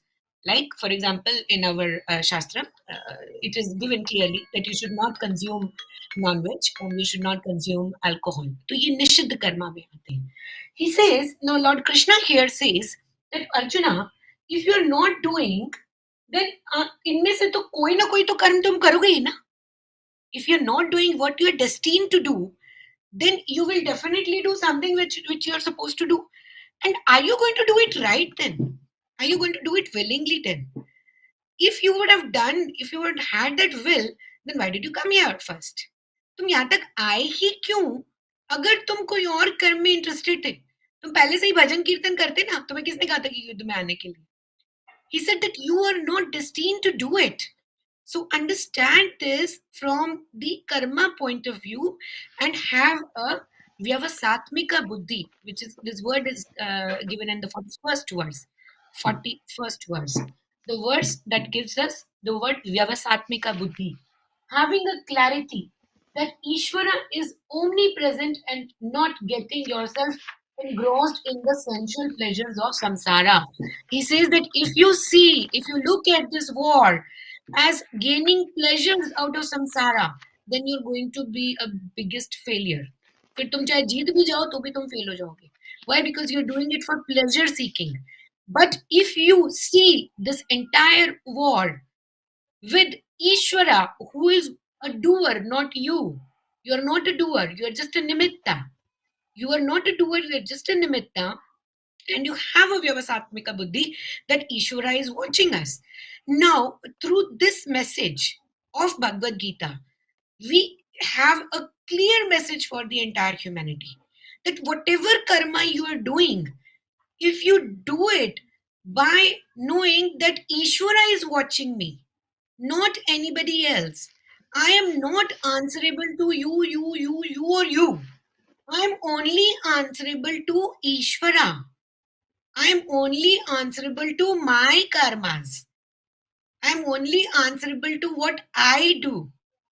I am going to face the results of my karma, not you. At the end of the day, I am going to be asked, why did you kill that person? Despite of being a Brahmin. तुम ब्राह्मण हो तो तुमने उसको क्यों मारा? तुमसे ये पूछा जाएगा. So are you answerable for all the karmas that you do? If you are, then you're following your dharma, and dharmo rakshati rakshitaha. Dharma is that principle which actually takes care of, protects the Ishvara. For example, police superintendent, he is taking care of everybody, but he also needs protection. So there is somebody to protect him. What about Ishvara? Ishvara is taking care of this entire universe. Is there something protecting him? Yes, Dharma is protecting him. Understand that clearly, that I have to do my Dharma because my Ishvara is watching me. Number 2 is that please be straight and understand the quality of each and every human being and every jiva, non-living and living being on this earth. You cannot ask a rose to smell like lotus. It is not possible. If you would have asked Sachin Tendulkar to start singing, or you would have asked Lata Mangeshkar to hold a bat, we would have been zero today. कहीं पर हमारा नाम ही नहीं होता. So please look at the potential of a person. When it comes to your child, please look at the potential of your child. Please do not force yourself on that child. If the child does not have a quality of being a doctor, he will never be able to become a doctor. He will not be able to pick up and cut somebody's body. He will become a failure in his life. So when it comes to choosing a career, you should please look at the potential of your child and then opt for a career, or tell him that whatever is right for him and he should choose that. That is exactly the message from these 10 verses that we get from the Bhagavad Gita. सो अब हम समय के beyond जाएंगे, इसलिए आग्रह रहेगा, request रहेगी कि जल्दी जल्दी से कंप्लीट कर लिया जाए। तो प्रोफेसर साहब पहले कंप्लीट कर लीजिए, समय का थोड़ा सा ध्यान रखिएगा, और ऑलरेडी हम पूरा कर चुके हैं। श्लोक 38 में श्री कृष्ण जो है वो अर्जुन को ये बतलाते हैं कि हमें कर्म कैसे करना चाहिए, how to do our duty. उसमें ये बताया कि जय पराजय से दूर रहो। आप अपने दिमाग में मैं जीतूंगा या नहीं जीतूंगा, क्योंकि अर्जुन ने ये बात पहले उनसे पूछी थी कि हमें मालूम नहीं कि हम जीतेंगे या वो जीतेंगे। तो कृष्ण इसका उसको स्पष्टीकरण दे रहे हैं, यहाँ पर डायरेक्शन दे रहे हैं उस इशू पे कि जय पराजय दोनों कोई दिमाग में से निकाल दो, केवल आपको अपना कर्तव्य करना है। क्षत्रिय का जो धर्म युद्ध में कर्तव्य है वो करो। जीतोगे या नहीं जीतोगे, लाभ हानि से दूर रहो आप। इससे गेन होगा किसको, गेन होगा किसको नहीं होगा, लॉस होगा ये मत सोचो। इससे दुख होगा या सुख होगा इसको भी ध्यान में मत लाओ। मतलब आपका माइंड इवन होना चाहिए। इवन माइंड होकर के समान बुद्धि या समता वाली बुद्धि में रहते हुए आप अपना कर्म मतलब करो। क्योंकि व्यक्ति अगर उसके परिणाम से बन जाता है तो वो अपनी परफॉर्मेंस एक्सलेंट नहीं दे सकता। उसका दिमाग इसमें उलझा रहेगा कि पता नहीं क्या परिणाम होगा, जीतूंगा या नहीं जीतूंगा। डाउटफुल माइंड अगर होगा उसका तो वो कभी भी बहुत अच्छी तरह से युद्ध नहीं कर सकता, बहुत अच्छी तरह से अपना कर्म नहीं कर सकता, कर्तव्य नहीं कर सकता। तो इसके बाद श्लोक 39-40 को मैं एक साथ ले रहा हूं। उसमें श्री कृष्ण जो हैं वो समता बुद्धि से क्या लाभ होता है इसके बारे में संकेत देते हैं, अर्जुन को समझाते हैं कि तू बंधन से मुक्त रहेगा। तू जय पराजय के और सुख दुख के जो बंधन हैं, द्वंद्व हैं, इनके बंधनों से तू मुक्त रहेगा, इसमें फंसा नहीं रहेगा, और तू अपनी ड्यूटी बहुत अच्छी तरह से कर सकेगा एक्सलेंटली। कभी भी विपरीत फल जो है, मतलब जब आप समता बुद्धि का प्रयोग करते हो तो समता बुद्धि एक तो जो है वो आधी अधूरी नहीं होती, कभी भी वो पूरी चलेगी, आपके पूरे कर्म के दौरान चलेगी। और इसके बाद वो समझाते हैं उसको कि कभी भी इसका परिणाम बंधन नहीं होता, इसका परिणाम मुक्ति होता है। मैनेजमेंट की शब्दावली में मैं इसको व्यक्त करूं तो कृष्ण ये कहना चाहते हैं कि excellent performance means due compliance of duty. Due compliance of duty makes you free from any possibility of disciplinary action. Means आप मुक्त हो गए, आपका जो कार्य था, ड्यूटी थी, वो आपने पूरी कर दी, कर्तव्य आपका पूरा हो गया, तो उसमें कोई भी रिवर्स होने के चांसेस नहीं होते जो समबुद्धि से हम काम करते हैं। जन्म मरण का कोई भय नहीं रहता, समबुद्धि से काम करने वाला फियरलेस होता है, उसको वापस जन्मने या अभी मर जाने का डर भी नहीं रहेगा। इसके बाद 41वां श्लोक जो है वो समबुद्धि का उपाय क्या है, किस प्रकार से हम जो है वो इवन माइंडेड हो सकते हैं, इसके बारे में कृष्ण उसको समझाते हैं। दो तरह की सिचुएशन कृष्ण ने दी है। एक तो व्यवसाय, अपने व्यवसाय बुद्धि, हम इसको बिजनेस माइंड कह सकते हैं, बिजनेस इंटेलेक्ट। इसका मतलब इसको मैनेजमेंट में हम कहेंगे यूनिफोकस। यूनिफोकस मीन्स आपका जो पर्पस है, मिशन है, गोल है, उस पर आपका ध्यान केंद्रित होना चाहिए, आपका फोकस उसी पे हो। स्पिरिचुअलिटी में हम ये कह देते हैं कि आपका ध्यान जो परम लक्ष्य है जीवन का, मोक्ष प्राप्त करना, उस पर होना चाहिए। मैनेजमेंट में हम ये कह देते हैं कि आपका फोकस जो है ना, आपका माइंड फोकस्ड होना चाहिए, इधर उधर नहीं भटकना चाहिए कि ये पालूं ये छोड़ दूं, ऐसा नहीं। और दूसरी बुद्धि जो है वो नॉन नॉन मतलब बिजनेस बुद्धि जिसको कहेंगे, अनबिजनेस बुद्धि, वो वेदों वाली है, जिसको अनेक तरह की कामनाएं हैं कि मेरे पुत्र हो जाए, मेरे को धन मिल जाए, मुझे पद मिल जाए, मुझे ये हो जाए, इसके लिए मैं ये जो है रिचुअल कर दूं, ऐसा यज्ञ करा दूं, इससे ये मुझे ये मिल जाएगा। तो उसमें वो फंसा रहता है आदमी, और कभी भी, क्योंकि यूनिफोकस उसका नहीं होता है, उसका कंसंट्रेशन ऑफ माइंड नहीं होता, इसलिए वो किसी भी काम को अच्छी प्रकार से नहीं कर पाता। तो कृष्ण जो है उसको ये क्लियर करते हैं। लास्ट में 1 मिनट से भी कम लूंगा। आप लोगों ने अभी कहा कि श्री कृष्ण ने इसको अर्जुन को कहा धर्म युद्ध का अवसर है तो धर्म युद्ध कर। धर्म युद्ध कौन कह सकता था? तो कृष्ण के अलावा कोई धर्म को जानने वाला नहीं है। तो कृष्ण ने युद्ध के लिए नहीं किया, जंगखोर के रूप में उसने नहीं किया युद्ध। आप अगर पूरी महाभारत को पढ़ेंगे तो ख्याल आएगा आपको कि युद्ध के मैदान में आने के पहले वो संधि दूत बन के गए हैं। बहुत उनने कॉम्प्रोमाइज कर दिया कि 5 भाइयों को मेंटेनेंस के लिए 5 गांव ही दे दो, आप युद्ध मत करो, युद्ध को टाल दो आप। तो जंगखोर नहीं थे। जब कोई विकल्प नहीं रह गया तब ये धर्म युद्ध कहलाया। और उसके भी, जैसे पंकज जी ने बताया कि भाई उसके भी कन्वेंशंस बनाए गए, रूल्स बनाए गए जिनके अनुसार लड़ना था, वो कन्वेंशन तोड़ दिए, इसलिए फिर दोनों साइड से ही वो कन्वेंशन टूटते गए। ये हुआ, लेकिन युद्ध के नियम बने थे, कन्वेंशंस भी बने थे। अब अगर प्रथम महायुद्ध की बात करें, प्रथम विश्व युद्ध की बात करें, तो प्रथम विश्व युद्ध का मोटिवेटिंग फोर्स जो था वो ट्रेड था, मतलब greed for money. Greed for money के लिए विश्व युद्ध हुआ। उसको धर्म युद्ध आप नहीं कह सकते किसी भी तरह से। वो मतलब कृष्ण के मतानुसार धर्म युद्ध नहीं कहलाएगा, क्योंकि धर्म का जो मतलब मिशन होता है एक, और वो मिशन जो है वो मतलब मटेरियल ऑब्जेक्टिव से अलग हटकर के होता है। अब इसी तरह दूसरे विश्व युद्ध को अगर आप लें, दुनिया में दूसरा विश्व युद्ध हुआ, उसमें धर्म का पालन नहीं हुआ किसी भी तरह से। अमेरिका को ये ईगो थी बहुत जबरदस्त वहां के राष्ट्रपति को कि मेरे पास परमाणु शक्ति है और मुझे दुनिया में अपना सिक्का मतलब जमाना अमेरिका को सुप्रीम पावर के रूप में एस्टेब्लिश करना है।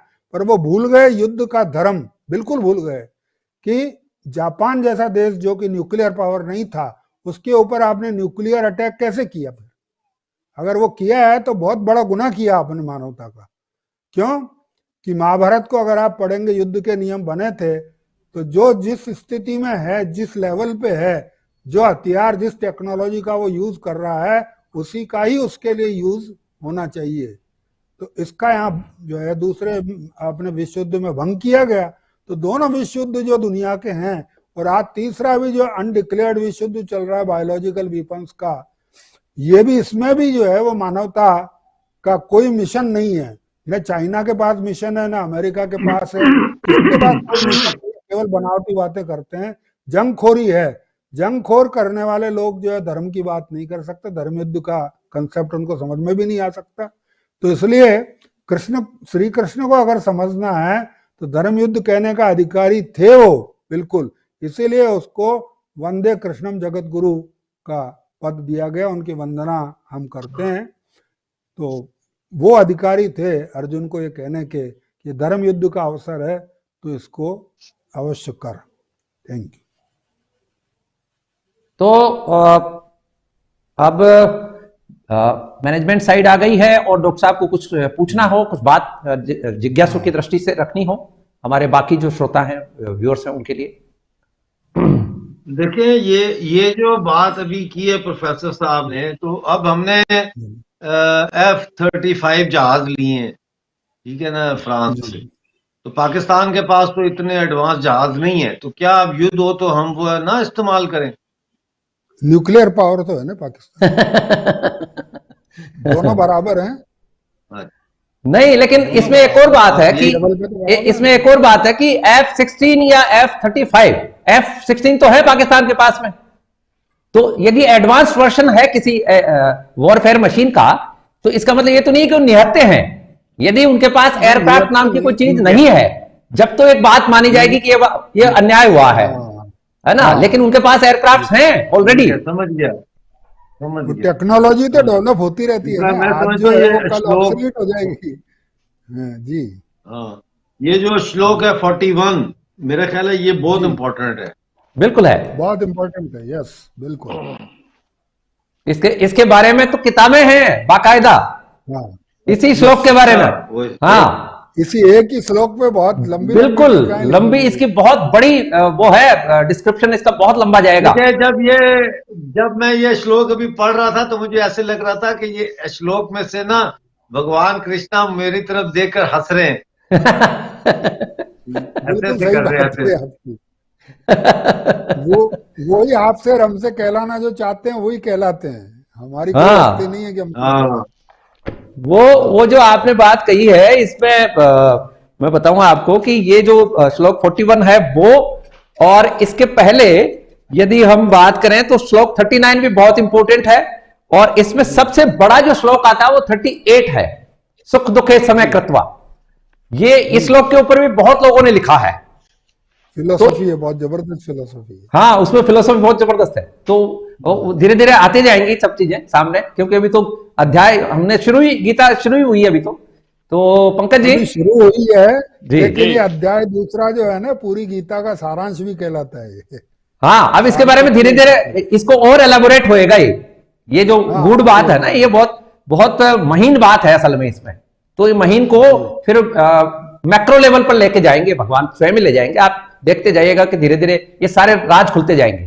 बिल्कुल है। तो मैं फटाफट से 5 मिनट में तीनों श्लोकों को करने की कोशिश करता हूँ। कि जिसमें 38वां श्लोक तो ये है कि जय पराजय लाभ हानि सुख दुख इन सबको का से तू परे हो जा और युद्ध में लग जा। यही तुलसीदास जी ने भी कहा है, लाभ हानि जन्म मरण ये सुख दुख सब विधि के हाथ भगवान के हाथ में है, इसलिए इन सब से तू परे हो जा। तुलसीदास जी भी रामचरितमानस में यही कहते हैं। और सबसे बड़ी बात है कि जब आप किसी लगाव किसी अपेक्षा के साथ युद्ध करते हैं तो आपको पाप होता है, लेकिन जब आप किसी लगाव अपेक्षा के साथ युद्ध नहीं करते, आप अपने कर्तव्य पालन के लिए करते हैं। जैसे कि एक न्यायाधीश अपने कोर्ट में पापियों को सजा देता है, चाहे मृत्युदंड भी देता है, तो उसे पाप नहीं लगता, क्योंकि वो अपना धर्म में कर्तव्य पालन कर रहा है। यही बात यहाँ पे कृष्ण उसको कहने की कोशिश कर रहे हैं। अगले श्लोक में और भी अच्छी बात वो कहते हैं, क्योंकि पहले हमने 10-12 श्लोकों में सांख्य योग की बात कही थी।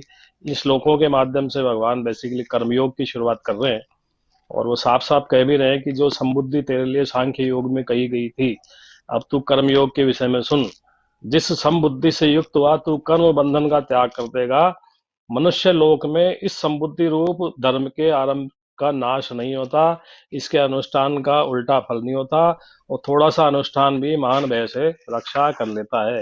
यानी वो कह रहे हैं कि अगर ना तो अपना ड्यूटी को ढंग से करेगा तो किसी प्रकार का भय तो नहीं रहेगा ही रहेगा, परमात्मा की भी प्राप्ति होगी। इसका एक छोटा सा उदाहरण देना चाहूंगा।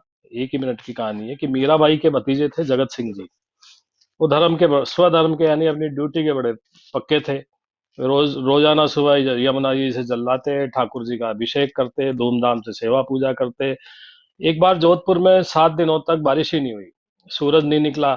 कई लोगों का नियम होता है कि भगवान भास्कर के दर्शन करके ही भोजन करेंगे, तो राजा भी भगवान का ही प्रतीक होता है, तो उन्होंने निवेदन किया कि आप सवारी में बैठ करके और जोधपुर नगर में निकल जाओ, तो आपको देख करके हम भोजन कर लेंगे। तो जगत सिंह जी ने उनका निवेदन स्वीकार करके और जोधपुर नगर में भ्रमण पे निकले, और लोगों ने भोजन ग्रहण किया। लेकिन जगत सिंह जी ने कहा है कि इन लोगों का तो काम हो गया, भगवान भास्कर, हे सूर्य भगवान, मेरा काम कैसे होगा? मैं भी तो आप ही को देख करके भोजन करूंगा। उनका विनय और उनकी सेवा इतनी सच्ची थी कि भगवान भास्कर प्रकट हो गए। फिर एक बार जगत सिंह जी को दिल्ली जाना पड़ा जब सांझा का राज्य था। अब हमारे जगत सिंह जी की तो वही रचना, सुबह यमुना जी से जल लाओ, मंगला आरती करो भगवान की, सूर्य भगवान के दर्शन करो। तो सुबह जब ढोल नगाड़े बजते तो सांझा की नींद खराब होती। उसने मना किया, यार ये मंगला आरती ये सब मत करो, मेरी नींद खराब हो जाती है। जगत सिंह जी नहीं माने, तो शाहजहां ने एक दिन उनके तुम्बे तड़बे ढोल नगाड़े सारे यमुना जी में पिकवा दिए। अब जगत सिंह जी बड़े दुखी हुए, लेकिन उन्होंने कह दिया भाई ये हमारी मंगला तो नहीं रुकेगी।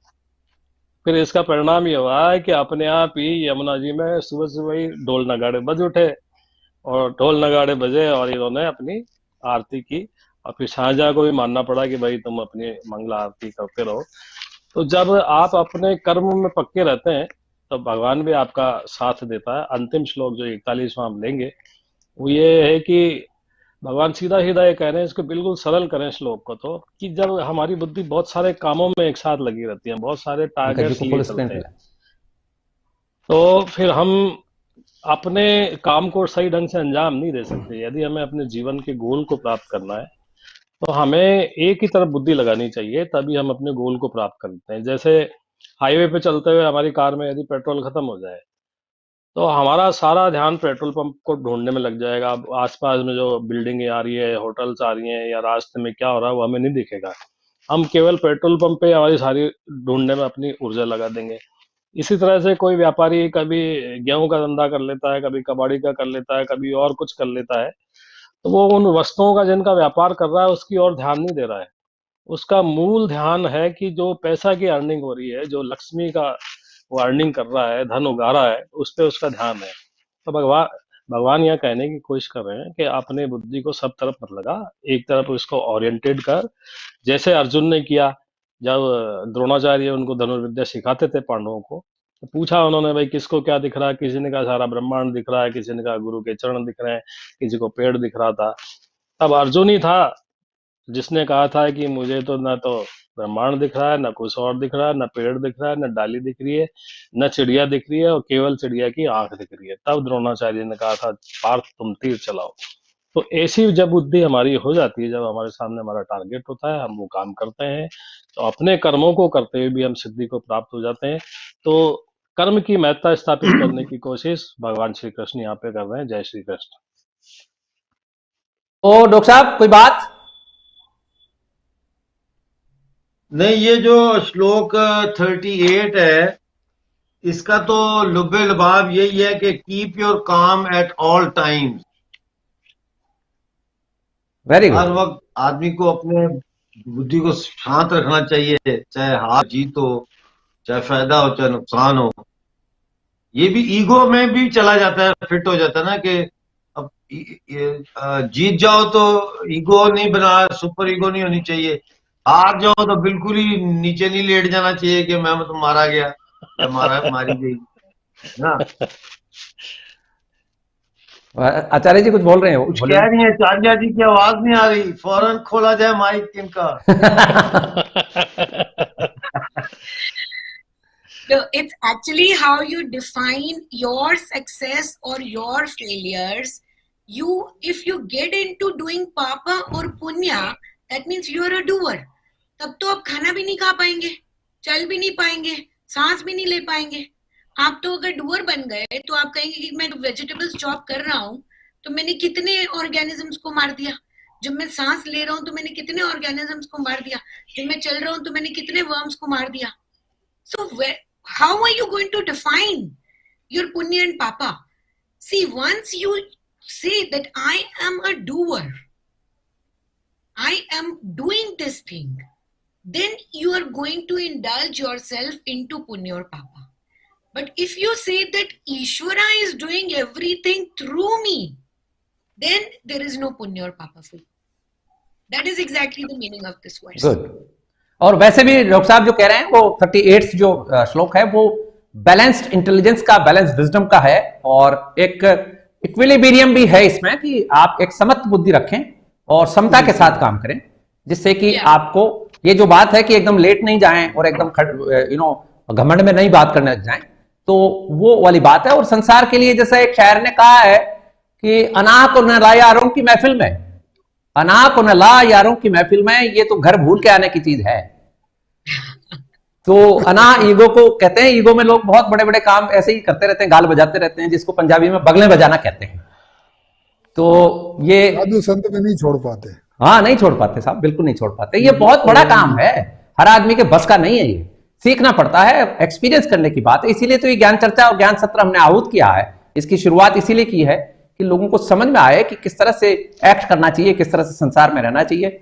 एक बात पंकज जी ने बहुत अच्छी उठाई और वो मैं व्यूअर्स के सामने भी रखना चाहूंगा।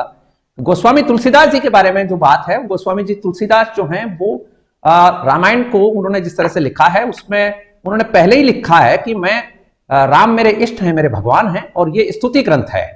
उसमें वो तर्क वितर्क की गुंजाइश नहीं रखते हैं, वो किसी तरह के लॉजिक और उस तरह की बात, हालांकि बहुत बड़ी फिलोसॉफी है रामचरितमानस में, लेकिन उन्होंने खुद ने शुरुआत में कहा है कि मैं राम को भगवान के रूप में देखकर ये लीला का वर्णन कर रहा हूं। यहां पर उन्होंने हर चीज को भगवान से जोड़ा है। जैसा एक शब्द अभी पंकज जी ने लिया है, हमारे शास्त्रों का बहुत पुराना शब्द है विधि, विधि के हाथ, यश अपयश सब ये विधि के हाथ लिखा है गोस्वामी जी ने इसमें। हाँ, तो इसमें यहां ये इशारा जरूर है कि जो ज्ञानमार्गी हैं और जो शास्त्र को वेद के आधार पर पढ़ना चाहते हैं, सोचना चाहते हैं, वो यहां ये समझ लें जरूर कि जब हमारे इस कॉस्मोस की शुरुआत की है भगवान ने, उसमें विधि का जो शब्द है वो पहले ही उन्होंने रख दिया है, और विधि वही है जो गीता में अब आएगी, आ रही है धीरे धीरे, कि किस तरह से आदमी को रहना चाहिए। विधि का मतलब है कोड ऑफ कंडक्ट, यह भगवान के द्वारा बनाया हुआ है, लेकिन इसमें फिर हमारे जो ऋषि मुनि हैं उनके निमित्त, उनके जरिए, भगवान के निमित्त उनके जरिए ये वाणी आई है। तो ये बात यहां समझने लायक है कि एक तो विधि का जो शब्द है वो उस तरह से है कि आप पूरे इस कॉस्मोस की जो विधि है, जो कोड ऑफ कंडक्ट है, उसको समझें। दूसरा एक बहुत बढ़िया बात है जो कि गीता उपनिषद में ज्ञान विज्ञान जो है वो छुपा हुआ है। ये सारे विद्वान मानते हैं इस बात को, अक्रॉस द बोर्ड सब लोग मानते हैं कि इसमें पूरा ज्ञान विज्ञान है। और ज्ञान विज्ञान को मतलब वही हम यदि ट्रांसलेट करने की कोशिश करें तो विजडम है, नॉलेज है और साइंस है। अब साइंस के बारे में भी हम लाएंगे, पैनलिस्ट हैं जो साइंस के ऊपर इसमें क्या क्या तत्व हैं वो काम कर रहे हैं, उनको भी हम जोड़ेंगे और किसी दिन इसके ऊपर भी चर्चा कराएंगे। और तीसरी बात यह है कि आगे बहुत जी आगे अनेक अध्याय आएंगे, ज्ञान विज्ञान सब आएगा, बिल्कुल आएगा, इसमें आएगा। और तीसरी बात ये, और हम हमारे व्यूअर्स को क्लियर कर देना चाहते हैं कि इस सृष्टि की रचना में, इस कॉस्मोस की शुरुआत के पहले ईश्वर ने काल दंड की स्थापना की है। काल दंड का मतलब यहां है जस्टिस करने वाला, और समय को भी, इसमें टाइम को भी बाउंड किया है, उसके पास टाइम की भी गणित है। क्या कह रहे हैं प्रोफेसर साहब? समय भी उनका ही रूप है, समय जो है परमात्मा का ही रूप है। हाँ, तो उन्होंने टाइम की संरचना की है, टाइम को बनाया है, और टाइम को बनाए रखने के लिए, उसका पालन कराने के लिए, उसके साथ न्याय कराने के लिए एक काल दंड नामक दंड की स्थापना हुई है, और उसमें बाकायदा एक प्रतिमूर्ति है सामने। आप और हम हैं, ऐसे ही वो भी हैं काल दंड के रूप में।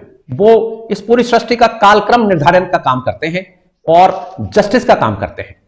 ये पहली रचना है। वो कभी हम, पंकज जी इस मामले में सृष्टि क्रम में बहुत एक्सपर्ट हैं, ज्ञानी हैं, इनसे चर्चा जरूर करवाएंगे, लेकिन आज समय की कमी है, इसलिए आज तो यहीं हम कार्यक्रम को समापन की ओर ले जा रहे हैं, समाप्त कर रहे हैं।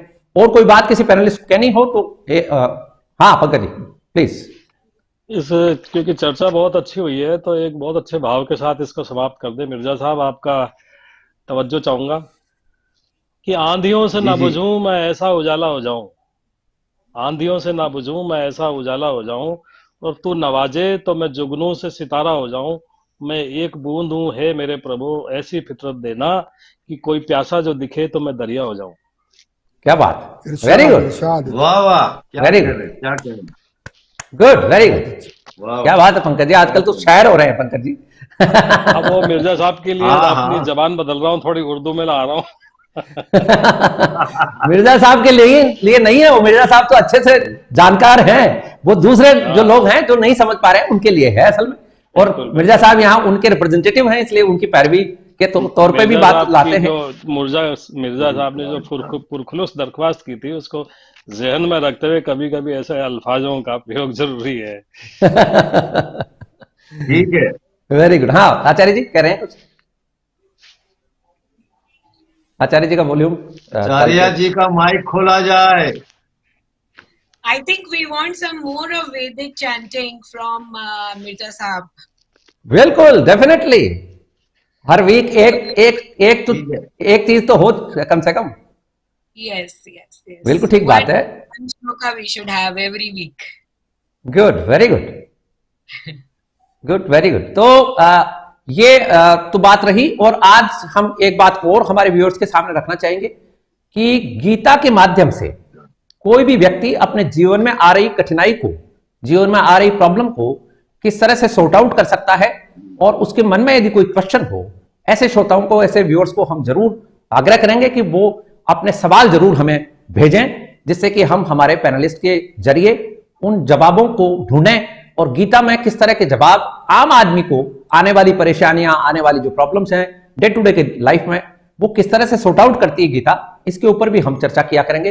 तो हम हमारे व्यूअर्स से रिक्वेस्ट करेंगे कि वो अपने सवाल हमें लिखकर भेज सकते हैं। नेक्स्ट एपिसोड से हम इसकी शुरुआत करने जा रहे हैं। तो ये था आज का हमारा कार्यक्रम सीकिंग द एनलाइटनमेंट। आपने हमारे विद्वान पैनलिस्ट से जाना। आज हमने गीता उपनिषद के अध्याय 2 के श्लोक 31 से 41 तक कवर किया है। और ये जो चैप्टर था, ये एपिसोड जो था, वो बहुत इंपॉर्टेंट इस मायने में था कि नर्वस बैकग्राउंड में पड़े हुए, डिलेमा में पड़े हुए अर्जुन को अब उनके मेंटोर, उनके गुरु, उनके ईश्वर किस तरह से युद्ध भूमि में क्षत्रिय धर्म का पाठ पढ़ाते हुए ले जाने की पूरे प्रयास में हैं। और अब अर्जुन में भी धीरे धीरे वो शक्ति आने लग गई है कि वो बात सुन पा रहे हैं। तो ये था आज का हमारा कार्यक्रम गीता उपनिषद जिज्ञासु की दृष्टि में। आप सबका बहुत बहुत आभार। डॉक्टर साहब, प्रोफेसर साहब, आचार्य जी, पंकज जी, प्रश्न आना शुरू हो जाएंगे अब। हाँ, इसीलिए तो अर्जुन प्रश्न पूछने लग जाएगा, उसमें हिम्मत आ जाएगी, अब अगले एपिसोड में आ जाएगा। बिल्कुल आएगा साहब। तो ये हमने आज का कार्यक्रम संपन्न किया है और हमारे साथ जुड़े हुए थे प्रोफेसर NM खंडेलवाल साहब, मैनेजमेंट के प्रोफेसर, बहुत ही सीनियर प्रोफेसर। और साथ ही हमारे साथ जुड़े हुए थे पाकिस्तानी ऑक्युपाइड जम्मू एंड कश्मीर मूल के, इन दिनों इंग्लैंड निवासी डॉक्टर अमजद अयूब जी मिर्जा। साथ ही ऋषिकेश से हमारे साथ जुड़ी हुई थी आचार्य राधा जी। और साथ ही हमारे साथ जुड़े हुए थे वरिष्ठ प्रशासनिक अधिकारी श्रीमान Pankaj Ojha ji.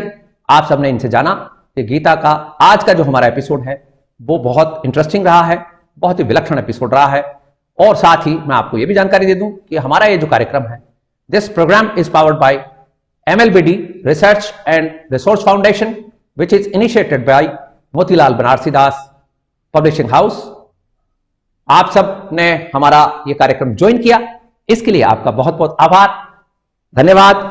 I wish you good luck, success and happiness. Thank you so much.